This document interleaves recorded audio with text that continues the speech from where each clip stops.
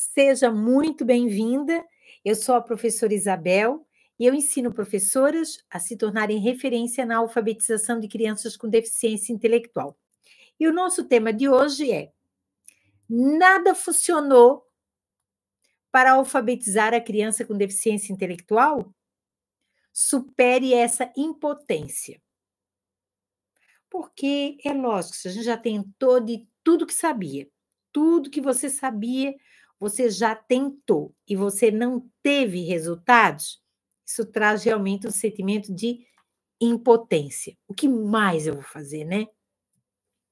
Então, você já tentou várias abordagens para alfabetizar a criança com deficiência intelectual e parece que nada funcionou.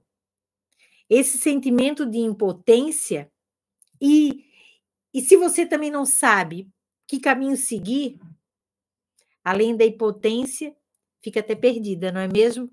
Então, nós vamos falar sobre isso. Sabe aquela sensação, né? Não sei se você já teve, eu já tive, de impotência. Quando nós tentamos de tudo e parece que nada funciona. Nada funciona. Nada funciona com a criança TEA. Já está o ano inteiro, ela não entrou dentro de sala de aula, ela não fez nenhuma das atividades propostas, grita, chora, não se alfabetizou, não faz tarefa. A criança com deficiência intelectual fica lá sozinha, não faz as tarefas, sempre copia do quadro as respostas e não evoluíram, né? Não evoluíram, não mudaram nada, nem a sua questão cognitiva, nem a questão comportamental, que também afeta bastante a dinâmica da sala de aula. Se você já se sentiu assim, sabe do que eu estou falando. Se você já vivenciou isso, você sabe exatamente o que eu estou falando. Então, fica comigo até o final, que eu vou compartilhar algumas orientações e que podem renovar as suas esperanças e transformar, né, a forma como você encara esse desafio. Porque eu sei que ter uma criança neuroatípica na sala de aula é um desafio, especialmente para nós, e eu falo isso todas as vezes, que nós recebemos, se recebemos, poucas orientações e pouco apoio. A maioria não recebe nem orientação, nem apoio, né?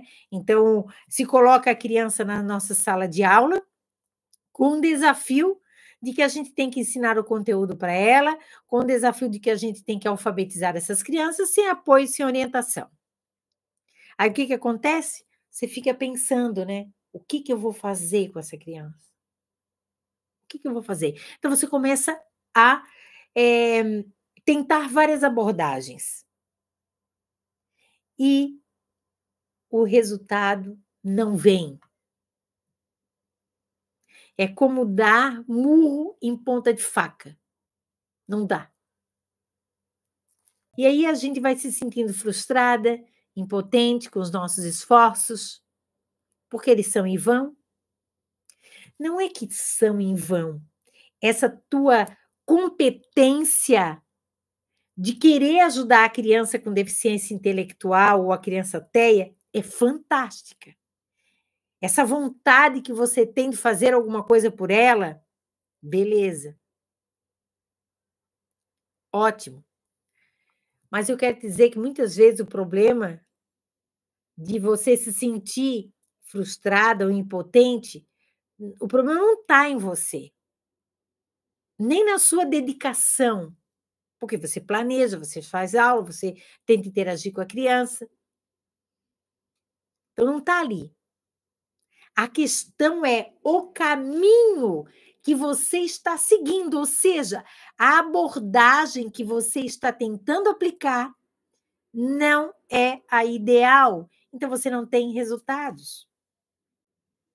Entendeu? É igual você tá com um problema grave de saúde, por exemplo, que eu acho diabetes, e só tomar chá caseiro. Você precisa usar insulina e você não usa. Aí você toma um chazinho caseiro. Aí depois faz uma pomadinha caseira. Eu acredito no chá caseiro, na pomadinha caseira, mas como complemento. É uma terapia complementar. Entendeu? Mas tem que tomar insulina.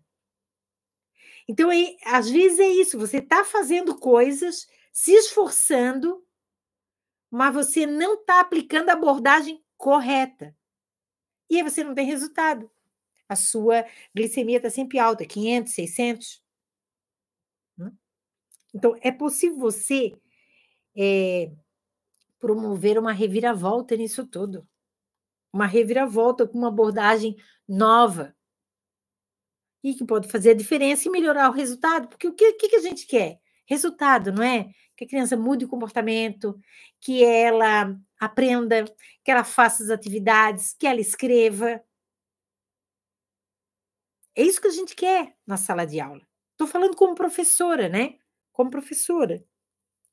Então, agora eu quero dar para você, que está aqui me assistindo, 2 exemplos. E nesses exemplos, eu já vou trazer algumas estratégias do que eu fiz com essas crianças. Então, já anote aí, se você tem uma criança parecida, tá? Então, vão ser 2 abordagens diferentes, porque são crianças com características diferentes. A primeira criança é uma criança TEA. Grita, chora, tem que sair da sala o tempo todo, né? Isso é o que ocorre todos os dias. Então, quando ela começa a perturbar, você já sabe, não, ela quer ir para a sala, ela quer ir para a rua, vamos deixar. Então, a estratégia que você está utilizando é fazer com que essa criança saia da sala de aula, para que ela se acalme, para que os outros colegas se acalmem e consigam fazer as atividades. Essa abordagem, provavelmente, alguém te autorizou a fazer. Você escutou em algum lugar que a criança TEA precisa ficar, em algum momento, mais isolada, mais separada, para se autorregular, né?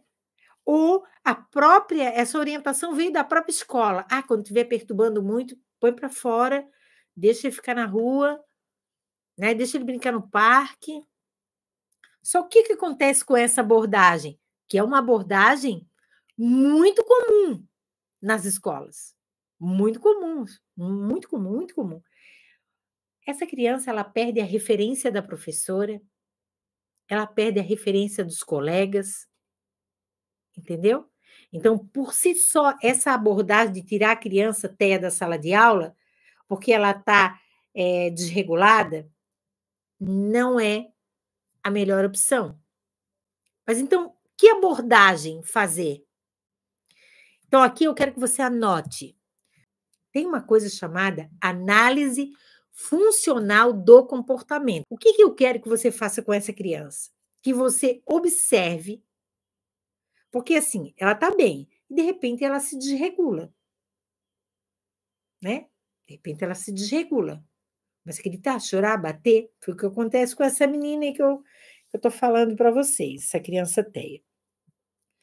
Então, assim, o que acontece? Eu quero que você anote o que acontece antes dessa criança chorar. Ou o que estava acontecendo antes dela chorar e gritar. O antes é fundamental, porque o antes foi o que desencadeou essa criança se desregular. Então, nós vamos observar o que aconteceu antes. Anote aí. E aí, você vai começar a perceber, faça isso durante uma semana, tá? Uma semana você vai observar essa criança e ver quais são os momentos que ela se desregula e ver o que estava acontecendo antes. Porque você precisa identificar os gatilhos, aquilo que desencadeia a desregulação do comportamento dessa criança, tá? As causas mais comuns dentro de uma sala de aula é ruído, muito barulho da turma, né? Uma atividade mais desafiadora, que essa criança já sabe que não vai conseguir fazer, então ela já se desregula. Uma atividade repentina, que não estava planejada, não tinha uma certa previsibilidade, então isso desencadeou. Então, a análise funcional do comportamento é você analisar o que veio antes dela se desregular. Geralmente é isso. Uma sala que não tem previsibilidade, uma sala que não tem uma rotina visível, né, e previsível, uma sala que tem muito barulho, isso tudo pode desencadear a criança se desregular. Beleza, então eu já sei, já consegui identificar. Durante essa semana, toda vez que a gente está fazendo tal coisa, a criança se desregula. Identifiquei, certo? Se você não sabe fazer uma análise funcional do comportamento, como ela tem que ser feita, pega um caderno e anote na segunda-feira quais foram os horários que essa criança se desregulou. E o que estava acontecendo antes? Essa é a pergunta. Entendeu? Então, mantenha um diário do comportamento, registrando esses momentos específicos que a criança começa a chorar, a gritar. Se você fizer isso durante uma semana, você terá uma ideia completa do que desregula a criança TEA. E aí, o que vai acontecer? Você vai poder prevenir as crises. E como prevenir as crises? Que faz parte da análise funcional do comportamento. Como é que você vai prevenir? Se você sabe o que desencadeia a crise, os gatilhos, você vai antecipar. Você vai antecipar isso, antecipar essas situações, né? Então vamos dar um exemplo aqui bem simples. Toda vez que você tenta sair de uma atividade para outra, essa criança chora, grita e aí aquela confusão, aquele auê. Opa, o que estava acontecendo? A gente estava numa atividade e fomos passar para outra. Pô, então, a semana toda é isso, gente. Então é isso. É quando ela está fazendo uma atividade, ela não quer largar para passar para outra atividade. Então, o que está envolvido aí? A transição. Então, se eu identifico que o que desencadeia o gatilho das crises é a transição, porque ela não quer sair de uma atividade para outra, eu vou antecipar. Eu vou começar a orientar essa criança que o tempo naquela atividade legal que ela gosta está acabando. E aí eu vou usar essa estratégia. Então, isso vai minimizar as crises. Quando você faz a análise funcional do comportamento, que você vê, tá, anota no caderno, quais horários, o que estava acontecendo antes? O que estava acontecendo na hora? Você vai ter esse mapeamento e você vai poder prevenir, certo? Até com avisos verbais. E aí você vai dizer, olha, essa atividade que você gosta, nós vamos ficar mais 10 minutos. Depois nós vamos ter que passar para outra atividade. Olha, agora só faltam 5 minutos para a gente passar para outra atividade. Meu Deus, o tempo passa muito rápido. Falta só 1 minuto para você fechar esse livro que você gosta para a gente fazer a outra atividade. Então, assim, ó, quando você domina uma abordagem certa, você ajuda essa criança TEA a permanecer em sala de aula. Entendeu? Qual é o problema? É que você começa a usar abordagens que não funcionam, que não têm evidências científicas. Por exemplo, essa abordagem dos avisos de transição é uma abordagem comportamental, uma abordagem que pode ser mediada e que a criança tem um nível de compreensão muito bom. Então, pode ser feita sim. É simples, mas precisa de alguém que te ensine. Precisa de alguém que te dê o passo a passo. Eu quero que vocês experimentem isso na sala de aula amanhã. Amanhã. Já vamos analisar o que desencadeia. Você pode estar numa PAI, você pode estar numa sala do AE, você pode estar na sala de aula regular, você pode atender essa criança na casa da criança, pode atender essa criança no particular, numa clínica, não importa. Você vai começar a observar durante a semana o que desencadeia as crises. Quando é que essa criança fica com colapso cognitivo? Agora sim, ó, isso que eu falei para você agora, faz sentido? É possível você aplicar? Claro, você não precisa de mais nada, só precisou da minha orientação. Então, aproveita e se inscreve no meu canal do YouTube. Então, quem ainda não deu like, se gostou dessa orientação simples, mas extremamente pautada em evidências científicas robustas, me dê like, certo? Agora, você pode estar pensando, por que continuar tentando, mesmo quando tudo parece dar errado? Você não pode desistir da criança. A recompensa de tentar outras abordagens que realmente trazem resultados dá a você a possibilidade de você ver o brilho nos olhos dessa criança com TDAH, dessa criança TEA, que finalmente conseguiu permanecer dentro de sala de aula. As minhas alunas me contam, professora, ele não ficava nem 5 minutos dentro de sala de aula, hoje permanece 40 minutos em sala de aula. Hoje fica 40 minutos, 1 hora, sentado fazendo uma atividade comigo. Então, essa satisfação sua também é uma satisfação da criança. Entendeu? Então, isso é muito bom. Eu sempre digo para todo mundo, não desista da criança com deficiência intelectual. Eu tenho uma colega, a Cláudia, professora, né? Ela é uma excelente professora. Ela até fazia apostilas de alfabetização para vender para outros colegas, inclusive que trabalhavam com crianças com deficiência intelectual, né? E as crianças que eram atendidas, elas não passavam da leitura silabada, ou liam palavras de sílabas, como gato, mato, cama, jaca, lata, paca, sapa, rata.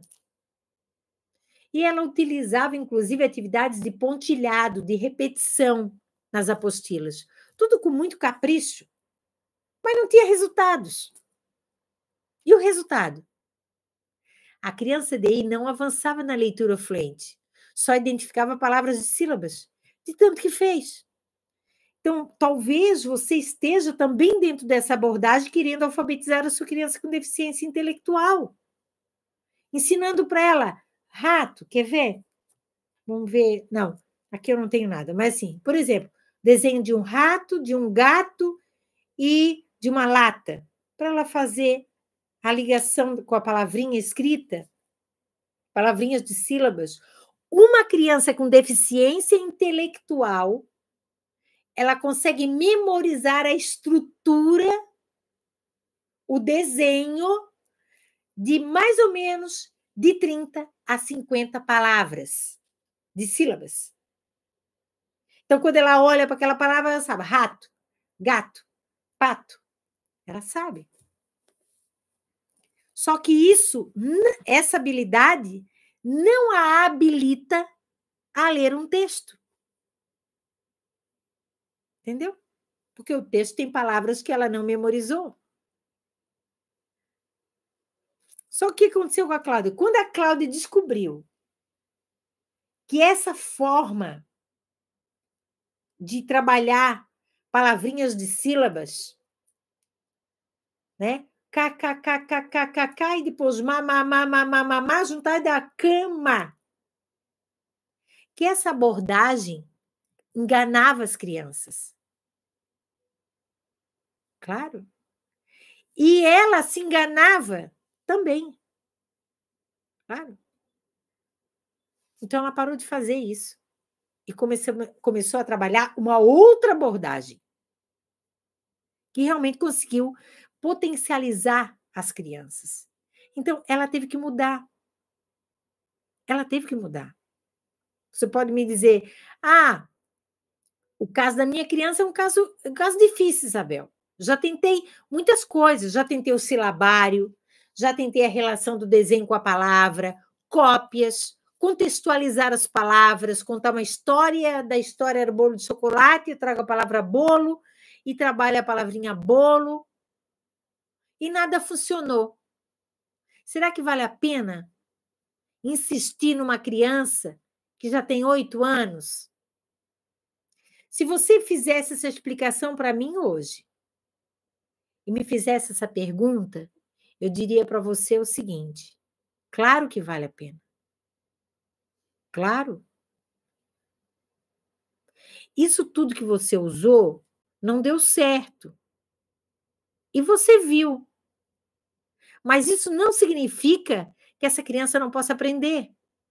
Então, quando você aplica uma abordagem prática com evidências científicas robustas, é essencial essa utilização e você vê resultados. Claro, é como uma planta, né, que parece que não vai crescer, está ali minguada. Mas você vai lá, o que que faz? Você compra um adubo correto, você começa a regar todo dia, aos pouquinhos, e de repente aquela planta cresce. Assim com as nossas crianças com deficiência intelectual, entendeu? Ela tem um potencial, tá ali, a semente, potencial. Só que o que você rega não é suficiente, mas ela tem um potencial. Então nós temos que libertar esse potencial dessas crianças. Olha, eu tenho um outro exemplo que é da Mariselle. Mariselle trabalhando numa PAI. Então, ano passado, ela está trabalhando só com adolescentes e adultos da PAI. Ninguém dava mais nada por eles. E ela iniciou o processo de alfabetização de todos eles. Você entendeu? Ela já tinha tentado de tudo. Eu sempre digo assim, ó, vocês não têm culpa de nada, sabe? Professora não tem culpa que a abordagem que ela está usando não está trazendo resultados para a criança com deficiência intelectual. Não, não é culpa de vocês.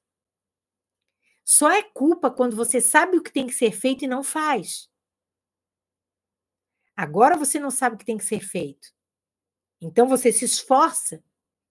Você não é uma pessoa impotente, não, pelo contrário, tem uma capacidade imensa, só não sabe que caminho tomar.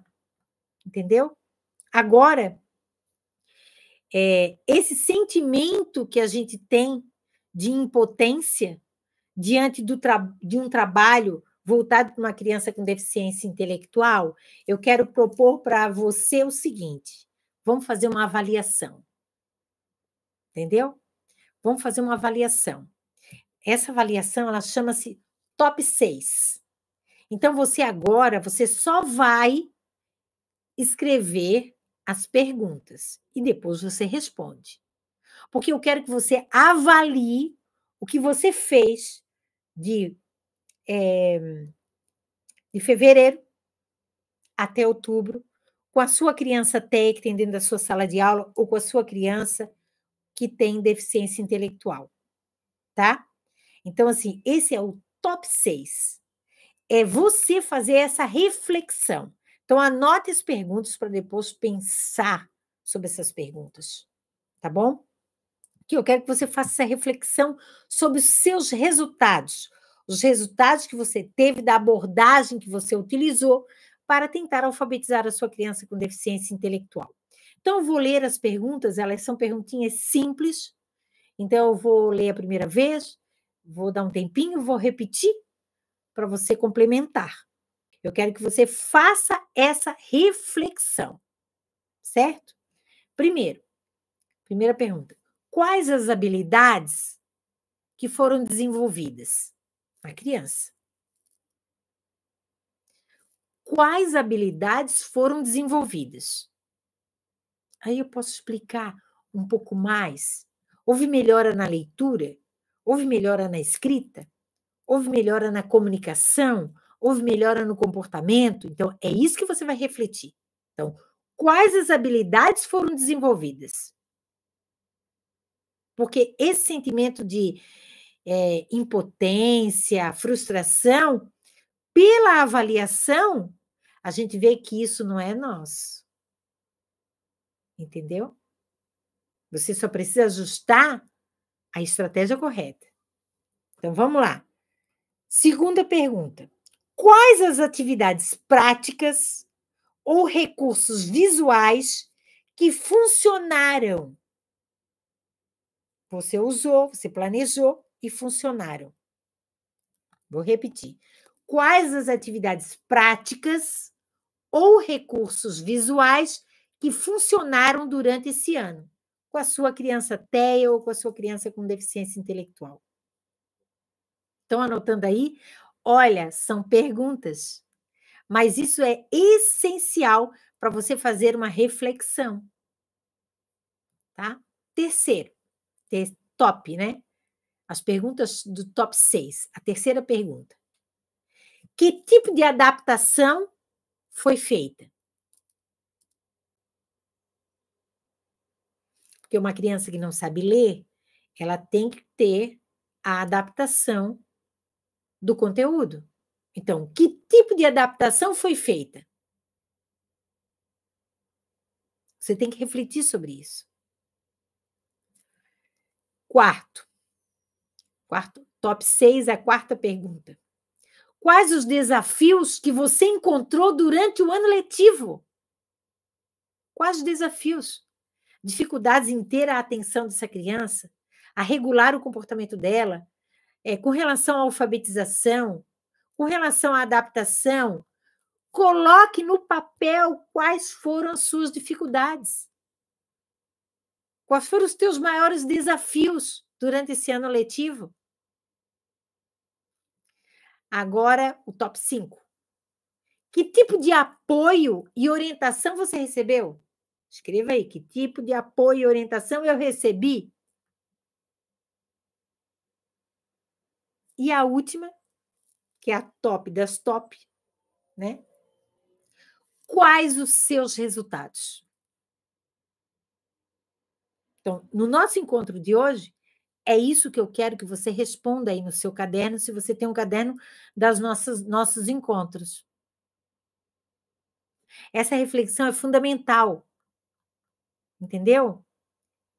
Eu sei que é difícil sentir que os nossos esforços não estão dando frutos, mas eu quero que você lembre de uma coisa.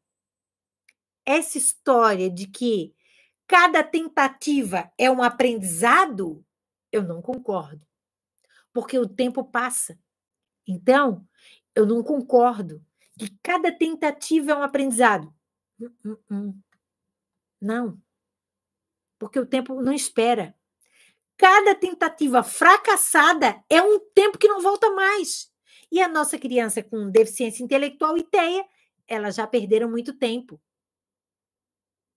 Ao mesmo tempo que eu não quero que você desanime pelas dificuldades que você enfrenta, eu quero que você se coloque numa direção certa.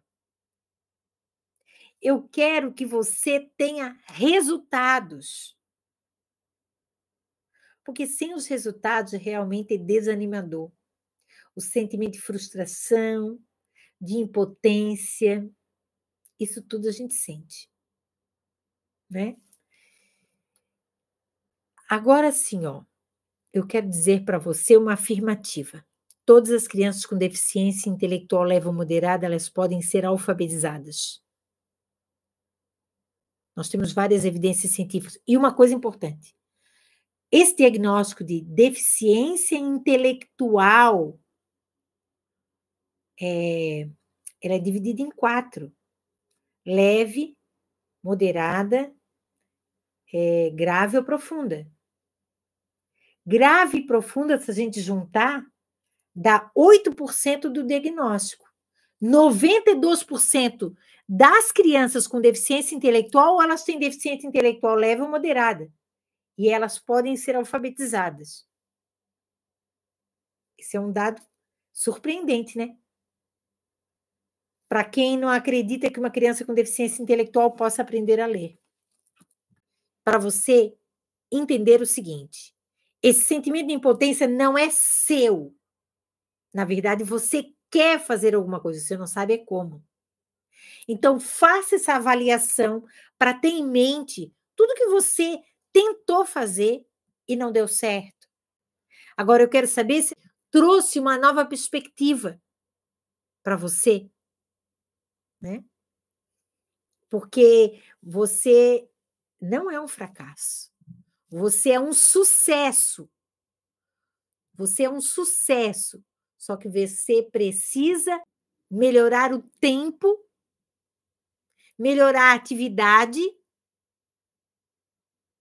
para seguir um caminho que só vai trazer para você resultados. Juntas nós vamos encontrar novas formas de ensinar a criança com deficiência intelectual e nós vamos ver resultados, ok? Porque os resultados que nos interessam. Hoje eu trouxe coisa prática também. Ensinei vocês a fazer análise funcional do comportamento e essas perguntas top 6, quem copiou, pode utilizar até numa reunião pedagógica para que os professores possam fazer uma avaliação ou uma autoavaliação do que fizeram durante o ano. Então, dá para usar, tá bom? Olha, gratidão por vocês estarem comigo. Um beijo grande. Tchau, gente.